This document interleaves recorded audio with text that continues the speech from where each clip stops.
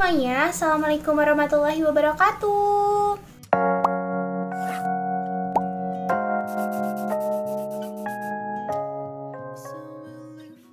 Di video kali ini, sebelum mulai, aku pengen ngucapin minal aizin wal faizin, mohon maaf lahir dan batin, mohon maaf banget ya teman-teman kalau misalkan ada perkataan atau sikap aku yang sempat menyakiti atau menyinggung. So, di video kali ini, aku bakalan bahas tentang peruangan, karena teman-teman banyak banget yang nge-DM aku untuk menjelaskan tentang peruangan ini gitu. Peruangan di sini mungkin aku nggak detail, nggak spesifik, tapi mungkin bisa teman-teman jadiin gambaran atau referensi gitu untuk jadi patokan nanti teman-teman harus menyiapkan berapa barangkali gitu kan. Dan teman-teman juga aku mohon maaf banget kalau semisalkan nanti teman-teman mengalami ini terus ada perubahan, ada perbedaan dan berbeda dari apa yang aku alami dan apa yang aku sampaikan. Aku mohon maaf banget, mungkin itu updatean terbarunya. Jadi aku di sini bakalan berbagi informasi tentang pengalaman aku dulu dan pengalaman teman-teman aku, seangkatan aku, dan juga aku udah bertanya gitu pada pihak-pihak terkait gitu tentang permasalahan ini. Karena di sisi lain jujur aku takut banget ngebahas ini karena ini hal yang sensitif gitu, masalah uang. Takutnya aku ada salah penyampaian atau apa, tapi aku harap teman-teman ngambil sisi positifnya. Kalaupun nanti misalkan ada perbedaan yang kayak gitu, berarti itu sistem terbarunya ya teman. So, sebelum kita mulai, teman-teman jangan lupa like, comment, dan di subscribe dulu channel YouTube aku karena kita akan masukin 400 subscriber. Makasih banget teman-teman yang udah dukung aku sampai saat ini. So, daripada lama-lama, kita lanjut ke videonya. Pertanyaan pertama, teman-teman banyak yang nanyain, Kak, UKT per jurusan berapa?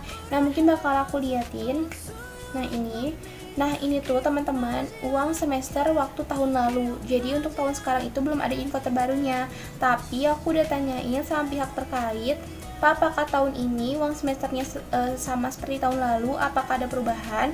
Beliau mengatakan untuk sampai saat ini masih pada uang semester yang tahun lalu. Semoga aja tidak ada perubahan. Jadi teman-teman, semoga aja tahun ini uang semesternya sama kayak tahun lalu, gak ada perubahan, gak ada kenaikan, kayak gitu. Pertanyaan kedua, Kak, biaya hidup di sana mahal gak? Nah, di sini biaya hidup di mana ya? Mungkin aku bakal jelasin biaya hidup di Cimahi atau enggak di Bandung. Karena kalau misalkan di Karawang atau di Bogor, aku kurang tahu, jadinya aku di Cimahi atau di Bandung. Menurut aku biaya hidup mahal atau enggaknya itu tuh gimana individu masing-masing gitu.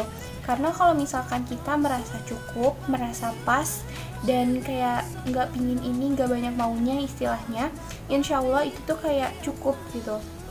Terus kalau misalkan di Cimahi itu tuh banyak banget warteg-warteg atau warung makan yang memang murah-murah banget dan recommended banget gitu untuk kita yang misalkan yang ada yang ngekos ataupun juga nanti kan teman-teman bakal asrama nih. Nah, asrama juga kan teman-teman bakal dikasih makan, udah difasilitasi laundry kalau nggak salah, kalau nggak ada perubahan ya. Nah, jadi menurut aku itu meringankan atau mengurangi pengeluaran teman-teman. Nah, kalau di Bandung sendiri teman-teman bakal nemu Cibeng. Nah, Cibeng ini tuh tempatnya, surganya anak-anak yang ada di Bandung gitu, karena makanannya murah-murah, enak, dan nagih gitu menurut aku.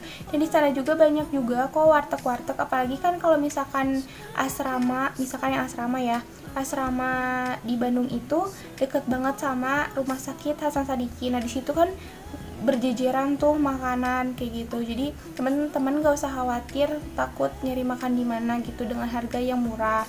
Nah terus di sana juga yang tadi aku bilang di Cibeng itu tuh kayak ada nasi padang harganya 10.000 doang, udah sama ayam, nasinya banyak, pokoknya enak banget, pokoknya mantap banget pokoknya. Nah menurut aku juga ini tuh ajang teman-teman untuk belajar nge-manage uang, nge-manage waktu juga gitu. Selama misalkan teman-teman jauh dari orang tua, yang nggak tinggal sama orang tua, misalkan yang ngekos atau yang asrama.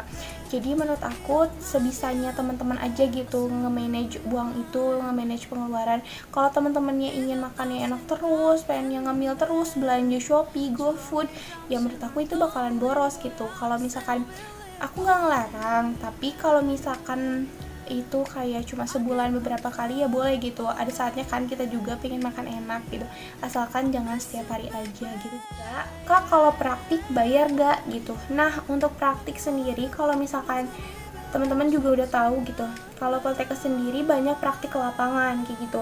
Nah, untuk beberapa jurusan itu kayak misalkan kayak ke rumah sakit, kayak ke klinik, atau ke puskesmas, atau ke dinkes kayak gitu, itu tuh nggak bayar karena itu tuh udah ditanggung sama kampus gitu. Jadi itu tuh udah termasuk uang semesteran kita, jadi nggak dipungut biaya lagi. Mungkin nanti tuh cuman kita tuh ada biaya untuk beli handscoon misalkan, terus masker kalau misalkan kita ke rumah sakit kan itu butuh ya, karena itu kebutuhan untuk pribadi kita sendiri. Terus kalau misalkan rumah sakitnya atau puskesmasnya jauh dari rumah atau jauh dari kosan atau jauh dari asrama, otomatis kita bakal ngekos daerah situ kan. Nah, mungkin itu kita bakal ngekos, uang kosan, uang makan misalkan. Jadi mungkin itu biayanya. Kalau misalkan dari rumah sakitnya, terus dari puskesmas atau kliniknya itu nggak bayar lagi, jadi udah enak banget pokoknya gitu. Pertanyaan keempat, Kak, di sana ada uang pangkal nggak? Nah, jadi teman-teman tuh banyak yang salah paham. Jadi teman-teman tuh banyak yang salah paham karena namanya tuh ujian mandiri Poltekkes Bandung gitu. Karena mandiri, teman-teman anggap tuh kayak universitas lain yang ada uang pangkalnya, ada uang bangunannya kayak gitu. Jadi teman-teman, untuk tahun ini setahu aku Poltekkes Bandung tuh baru gabung sama si Mama. Jadi Poltekkes Bandung tuh ada si Penmaru, ada si Mama. Si Mama ini ujian tulis yang dilaksanakan serentak dari semua Poltekkes yang ada di Indonesia gitu. Jadi Poltekkes Bandung tuh baru gabung dan ngasih kuota berapa puluh orang yang lolos dari ujian tes si Mama ini. Sedangkan si Penmaru ini ujian mandiri Poltekkes Bandung yang diadain dari Poltekkesnya langsung tanpa campur tangan pusatnya Poltekkes se-Indonesia gitu. Jadi benar-benar panitianya, pemilihannya kayak gitu dibuat dari Poltekkes Bandung sendiri kayak gitu. Jadi benar-benar yang dibuat langsung gitu sama Poltekkes Bandung. Nah, untuk ujian mandiri Poltekkes Bandung sendiri itu ada dua, ada PMDP sama ada ujian tulis kayak gitu teman-teman. Jadi nggak ada uang pangkal sama sekali, nggak ada uang bangunan, jadi kita cuma bayar uang semester aja. Yang kelima, Kak, biaya masuk awal itu berapa? Nah, biaya masuk awal di sini tuh pertama-tama kan teman-teman pasti suruh bayar uang semester nih, uang semester. Udah bayar uang semester, teman-teman mungkin bakal ada uang seragam. Terus sudah uang seragam, ada teman-teman beli alat kesehatan. Ini hampir semua jurusan beli alat kesehatan, tapi alat kesehatan di sini tuh emang alat kesehatan yang untuk menunjang perkuliahan teman-teman gitu. Jadi dasar alat-alat dasarnya kayak gitu selain yang ada di kampus, jadi teman-teman juga punya. Untuk jurusan promosi kesehatan, waktu aku tanyain itu waktu awal jurusannya nggak ada membeli alat kesehatan, jadi bener-bener difasilitasin dari kampus. Tapi kalau misalkan kayak aku kan ngambil perawat nih, nah itu aku disuruh beli alat kesehatan kayak stetoskop, kayak termometer. Nah itu tuh menurut aku kayak alat-alat yang dasarnya gitu, jadi kita bisa pakai juga di rumah, kita bisa bawa ke rumah sakit, atau kita juga bisa dipakai di kampus. Tapi kalau di kampus sendiri biasanya udah ada sih, jadi biasanya aku bawa alat kesehatan ini kalau misalkan aku dinas di rumah sakit kayak gitu. Jadi selain uang semester, uang seragam, uang alat kesehatan, mungkin teman-teman yang asrama mungkin bayar uang asrama kayak gitu. Mungkin untuk awal tuh mungkin agak berat ya, tapi kesana-kesananya nanti teman-teman cuma bayar uang semester aja, nggak ada uang lagi untuk bayar kalau mau praktik ke rumah sakit ataupun mau PBL kayak gitu, kecuali ada jurusan yang memang ada yang mengeluarkan biaya. Yang keenam, Kak, SPP sistemnya gimana? SPP mungkin maksudnya uang semester kali ya. Kalau uang semester itu sama kayak universitas lain, dibayar per 6 bulan kayak gitu. Jadi gini teman-teman, kalau Poltekkes Bandung sendiri nggak akan ada kenaikan. Misalkan nih, waktu tahun aku uang semester itu 4,6. Terus adik kelas aku yang baru masuk tahun kemarin itu tuh 5,2. Nah, aku nggak akan ada kenaikan, aku sampai aku lulus juga tetap 4,6, tapi adik aku sampai dia lulus juga tetap 5,2 gitu. Jadi nggak akan tiba-tiba uang semester ini sekian, terus semester selanjutnya naik atau turun.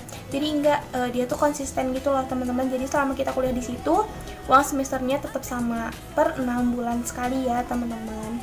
Akhir Kak, bahan dan alat untuk praktik difasilitasi gak gitu.